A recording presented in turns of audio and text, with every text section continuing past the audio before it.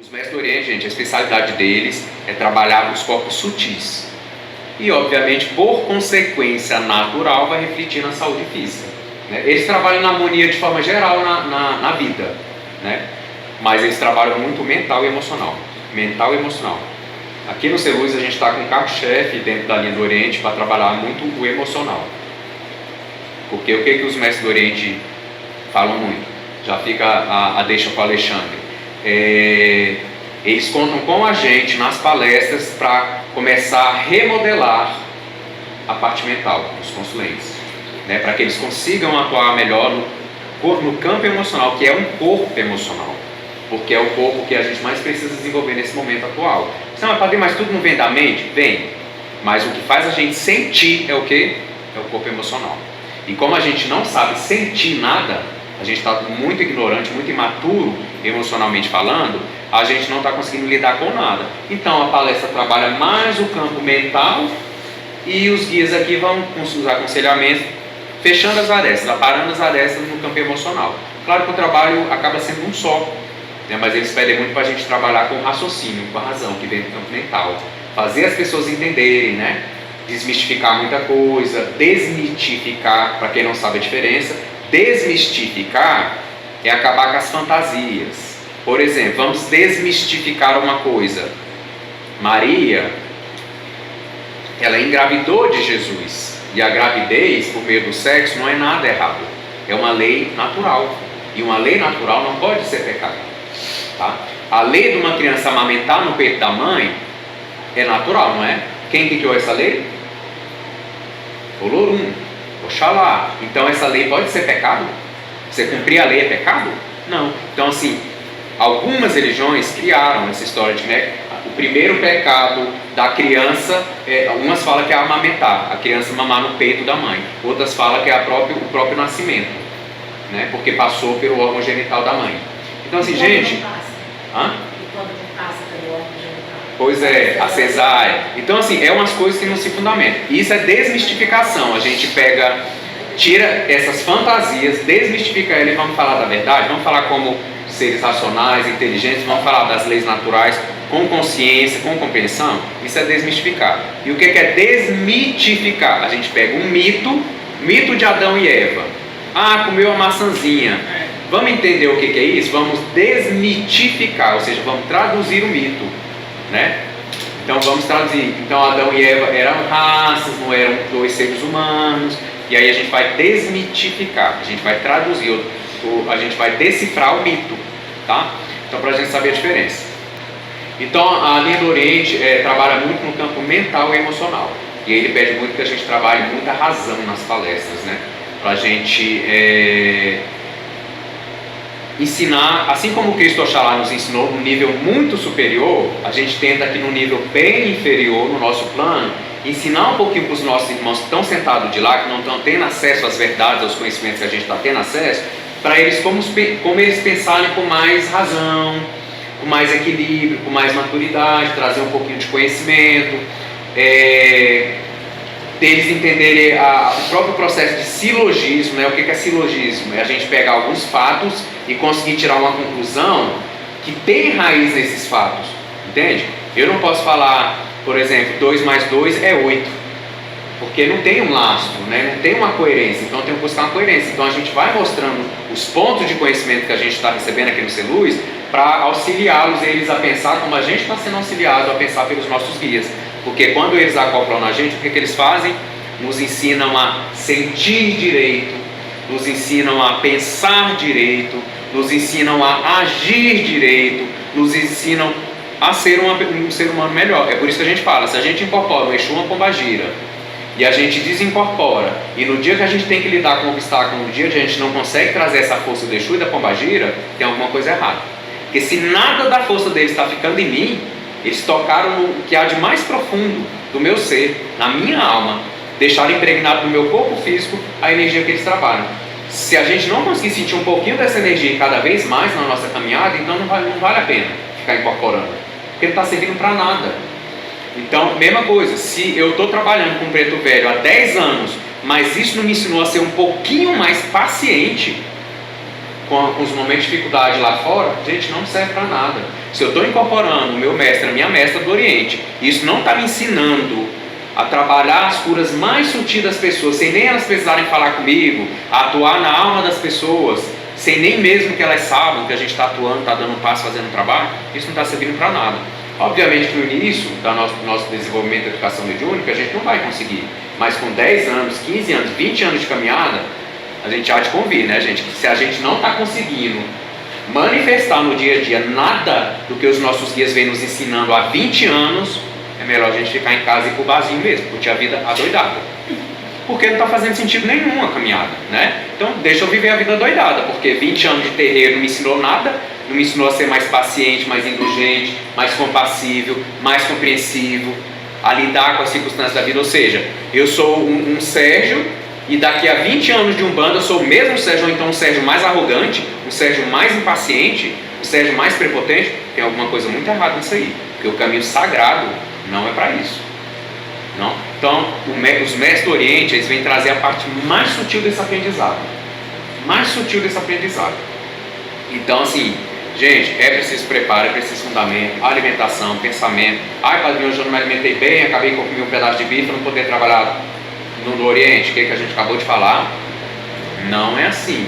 Se der um passo de limpeza, começa a trabalhar para a próxima vez, às vezes esquece mesmo, né? Às vezes o mestre esquece, meu Deus do céu, hoje era do Oriente, eu comi um pedaço de bife, não vou para o centro hoje. Oi, não. Você é muito bem-vindo e é muito bem esperado aqui na casa, né? As entidades têm como trabalhar, vai dar um trabalho a mais para o seu mentor, para o seu mentor, para o seu mestre, né? Ou possivelmente ele puxa a sua orelha também. Se for o seu guia, ele vai puxar a sua orelha. Então, e assim a gente vai aprendendo, mas eles trabalham na sutilidade. Agora nós vamos para a parte mais prática. Vocês querem fazer alguma pergunta? Especialidade da linha do Oriente, então ficou claro, a especialidade é mais mental e emocional. Eles trabalham mais assim, eles não se preocupam muito com as dores físicas, eles se preocupam com as dores das almas, porque eles sabem que a raiz de todo problema está ali. Ah, padrinho, quer dizer que eles não atuam no físico? Gente, eu acabei de falar, atuando na alma, você está diretamente atuando no físico. Né? Só que eles não estão preocupados em curar as pessoas de uma hora para outra. Eles têm muita consciência do processo kármico de cada um, do processo de reajuste de cada um, né? Então podem usar incensos, podem usar cristais, os passes deles são um pouco diferentes, né? A gente já começa a perceber que alguns mestres do Oriente começam a dar estalos, porque eles também incorporam algumas coisas contemporâneas.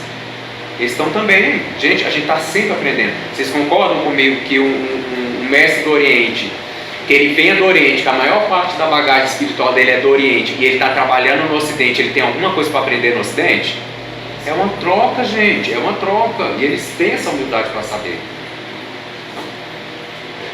Então é sempre, não tem ninguém que já saiba tudo, que não esteja em evolução, que não tenha nada para aprender. Então eles incorporam algumas coisas também da Umbanda. Né? Você vê, uma coisa que eu percebo muito no mestre do Oriente, que no mestre que desce em mim, ele tem uma reverência muito grande pelo nosso gongar. O que eu sinto? Que ele, do plano onde ele está, ele não tem mais essas questões de gongar a imagem, mas quando ele desce aqui, ele fala assim: eu estou aqui, eu estou vivendo neste momento, e eu tenho que mostrar para eles o respeito que eu tenho à casa deles, aos símbolos deles, né? Porque a partir do momento que eu estou dentro de um trabalho que não é meu, que é deles, os 5 deles é que me dizem o que eu tenho que fazer. Então, assim, olha a humildade, olha a sabedoria desses mestres do Oriente, né? Então ele salta o gongar, não sei se vocês prestam atenção, ele fica muito tempo reverenciando cada ponto de força, porque obviamente ele não olha as imagens, ele vê a energia, ele capta a energia, né? E cada ponto de força. Tá vendo? Oi? Sim, essa é outra coisa. Mestre e mestra do Oriente provavelmente nunca foram iniciados no reiki. Provavelmente não, porque o reiki é uma coisa nova pra gente, como ele está hoje. Mas eles vão aproveitar todos os instrumentos que a gente tem e vai melhorar a potencialidade desses instrumentos, entende? Porque alguns instrumentos, gente, eles não existem desde sempre. Eles podem surgir, nascer numa época, então eles também vão ganhar nesse aprendizado, né? O exemplo que eu dou aqui, por exemplo, do mestre do Oriente, né, que ele fala muito o que fazer, eles são muito desapegados da carne, né, esses mestres do Oriente. Então, diferentemente do espírito de Umbanda, que quando ele incorpora, ele firma mesmo no corpo do médium, e ele não tem essa... Ele pode fazer isso, mas não é muito fácil, não é muito simples para os guias de Umbanda ficar saindo e voltando. Os mestres do Oriente, por trabalhar numa conexão mais fina, mais sutil, eles têm essa facilidade. Então eu vou dar um exemplo bem simplista para vocês vão entender para mim. Lembra o telefone com fio? É como se os guias de Umbanda, eles trabalhassem com a gente como se fosse um telefone com fio. Eles ficam meio que limitados ali no espaço do tamanho do fio, que seriam as nossas limitações que manifestam dentro do que eles podem agir. Os mestres do Oriente não, é como se fosse um telefone sem fio. Né? A ligação deles com a gente é uma ligação mais sutil. Por isso que eles precisam que o nosso corpo esteja numa frequência mais sutil possível, para eles terem mais possibilidade. Então, se vocês analisarem, tem mestre do Oriente que ele não fica incorporado o tempo inteiro. Que ele vai, vem, às vezes ele vibra mais no corpo físico, às vezes ele afasta um pouco. E aí algumas coisas que eu já contei para alguns, né, alguns testemunhos, que é interessante vocês analisarem.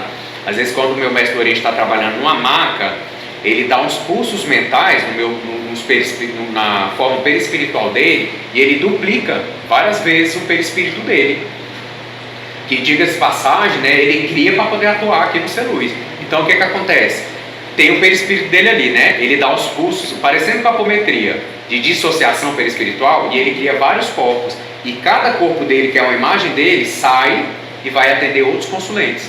Então ele está aqui no meu corpo físico atendendo um consulente, aí ele desdobra em vários outros e vai atender outros consulentes ao mesmo tempo. Como às vezes eu vejo, eu lembro muito da Solange, dessa passagem, não sei porquê, Solange, quando a gente vê as divindades indianas, tem vários braços, às vezes eu vejo isso, vários braços do mestre projetados em cima do consulente, né? Um trabalhando no chakra cardíaco, aqui, outro mais ali embaixo, vários braços, assim eu consigo ver, né? Em alguns lápis, eu falei, gente, que incrível, porque assim ele projeta e faz esse tipo de trabalho. Então eles têm essa capacidade, por isso eles não podem estar muito acoplados no corpo, entende? Porque senão o corpo é ou não é uma prisão? Ele é uma prisão. Então por isso que o guia de Umbanda, mas assim, não é questão de capacidade não, porque enfim, tem preto velho que é um espírito, um trato oriental, né? Dando um exemplo geral, mas a forma de trabalho é assim. A forma de trabalho dos guias da Umbanda é de encostar, acoplar, firmar na coroa e estar ali, ó, junto. Ou seja, médium e entidade de Umbanda mesmo se torna um. Eles ficam muito ligados. Já o do Oriente não, ele é mais fluido. Né? Tanto é que os guias, os mestres do Oriente, ele não é do médium, não é um guia do médium, ele trabalha com o médium. Se o médium começar a falhar e ele precisar trocar de médium, ele troca. Ele troca facilmente, diferente de um guia de Umbanda que já vem com todo um processo reencarnatório. Dentro do nosso projeto reencarnacionista, vem um plano para aquele guia trabalhar com a gente, porque o que aquele guia tem para nos oferecer, e quando eu falo guia, não é o Pai Jeremias de Ogum, é o espírito que se veste de Pai Jeremias de Ogum para trabalhar comigo, entende? Ele tem algo que toca o meu projeto kármico, que toca o projeto dele também de evolução, para ele poder me ensinar. Então, o melhor aluno que ele poderia ter nessa encarnação sou eu. E o melhor professor que eu poderia ter nessa encarnação é ele, como preto velho. Então, lá, isso é projetado lá e a gente vem com essa cumplicidade, com esse compromisso kármico, né? Por isso que a Umbanda chama, por isso que eu estou na Umbanda, não consigo abrir mão da Umbanda, essas coisas tudo vão. Agora, se eu não estivesse fazendo minha parte, o Pai Jeremias vai ficar pregadinho em mim. Ô, meu filho, agora tu precisa trabalhar. Não fica, eles saem caminho, né? Porque eles não dependem da gente, né? Agora, obviamente que a gente vai crescer muito mais juntos. Ok? Podemos encerrar então?